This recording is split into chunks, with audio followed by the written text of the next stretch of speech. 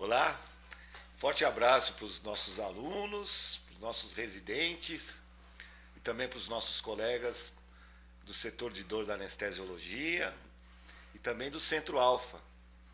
Bem, o assunto de hoje é a avaliação do nosso paciente que tem dor. Nós temos que lembrar que o objetivo principal dessa avaliação é um tratamento adequado e eficaz. Para isso, nós temos que ter um diagnóstico correto de todos os mecanismos envolvidos na dor. Seja ela uma dor de origem nociceptiva, neuropática ou às vezes mista. Só assim que nós vamos conseguir um bom diagnóstico. A dor física não vem sozinha, não. Ela vem acompanhada de sofrimentos, sejam eles psicológicos, na esfera social e familiar, na presença de alterações físicas da capacidade funcional do paciente, perdas financeiras, trabalho, enfim. No fim, é a qualidade de vida que vai ser avaliada.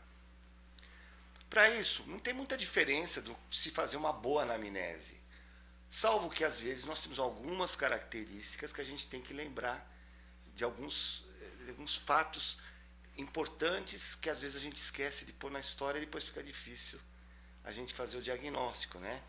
E, se for necessário, exames complementares, lógico. Para isso, precisamos de uma história da dor com cronologia correta. Durante a entrevista, já avaliar aspectos emocionais, o comportamento do paciente, os seus antecedentes, tanto pessoais como familiares, os medicamentos que já foram utilizados e os, porventura, que sejam atuais, que já esteja tomando. Presença da droga adição, é importante a gente avaliar isso, porque o nosso paciente poderá fazer uso de fármacos que podem causar dependência, assim como benzodiazepínicos e opioides. E também os tratamentos que foram realizados, fisioterápicos, acupuntura, visitas a outros especialistas. Então nós temos 10 itens que nós não podemos esquecer que estão aqui nesse slide. Porém, eu não vou lê-los, porque eles estão aqui gravados e nós vamos falar cada um deles. Por exemplo, início. Quanto tempo esse quadro iniciou? Foi um início gradual, insidioso, ou foi um quadro agudo que deu origem ao quadro de dor? O local é outra coisa importante, se é a dor numa região restrita, um ponto, ou se tem a característica de expandir, de irradiar para dermátomos, a extensão, regiões do corpo, pode ser no hemicorpo, se existe um padrão radicular, ou então o paciente tem várias queixas de dores pelo corpo, que nós não gostamos muito desse termo, mas a gente gosta de falar dor generalizada, e depois exemplificar qual a região mais dolorosa, que traz mais problemas, ok?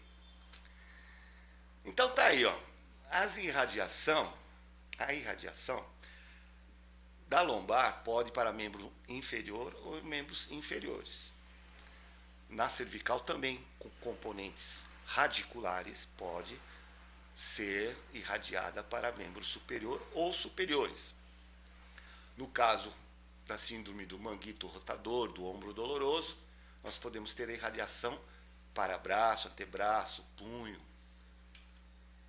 Qual a periodicidade? O paciente apresenta dor todo dia? Isso pode nos levar a pensar que ele necessite de um tratamento preventivo, não é? Ou tem um caráter mensal, pode ter uma associação hormonal, ou anual, uma Ocasionalmente, por exemplo, pode ocorrer uma bursite trochantere, pode ocorrer uma bursite em ombro, que tem algumas características relacionadas a movimento repetitivo ou excesso de trabalho, por exemplo. Qual a duração da dor? Ela é contínua ou ela é intermitente? E qual a duração em tempo? Segundos? Onde ocorre dor em segundos? Na neuralgia dos trigêmeos, a presença do tique doloroso. Dura horas, como no caso das migrâneas, das enxaquecas, ou pode inclusive durar dias e ser praticamente uma dor contínua. Isso tem que constar na nossa história. Qual a evolução? Ela aumenta com o tempo, início rápido, gradual, ou ela diminui com o tempo? Fatores desencadeantes. A postura, acorda com a dor quando se levanta, tem relação com a sua atividade diária, é uma dor que tem caráter mecânico, tem alteração emocional, presença de fadiga, distúrbio de sono, ou é desencadeada por alimento ou jejum prolongado. Todos esses fatores devem ser colocados na nossa história. Não podemos esquecer também dos fatores que melhoram ou pioram o quadro doloroso. E outra coisa muito importante são as características da dor. Muitas vezes os nossos pacientes não sabem descrever. Então nós temos que às vezes ajudar com alguns termos. É em queimação, tem pontada. Como é que o senhor sente, como a senhora sente o quadro? Muitas vezes nós temos que ver se há desestesia, no caso das dores neuropáticas, principalmente, geralmente são em queimação, choque, né? Então, isto é muito importante. Outra coisa, não esquecer das dores referidas. Essas ocorrem principalmente na dor visceral, não? Como aqui, quadros de angina ou mesmo quadros de calculose renal. Nos antecedentes, é importante nós sabermos se houve cirurgia, quais foram as medicações que foram utilizadas, qual a dose, o intervalo, quais foram os bons resultados, os maus resultados, efeitos colaterais ou complicações. E também o tratamento prévio que o paciente realizou, se ele sofreu cirurgia, se ele teve um trauma, se ele fez tratamento como radio ou quimioterapia, se ele ficou hospitalizado e quais foram as repercussões desses tratamentos. Muito bem, antes agora de preceder o exame físico, especificamente, vamos lembrar das alterações associadas com o quadro doloroso. Por exemplo, a diminuição do movimento, que é referida com grande frequência nos pacientes com artrose ou pós-derrame cerebral, lesões neuromusculares. Ou rigidez articular, limitação de movimento articular, como ocorre nas capsulites adesivas e na osteoartrose.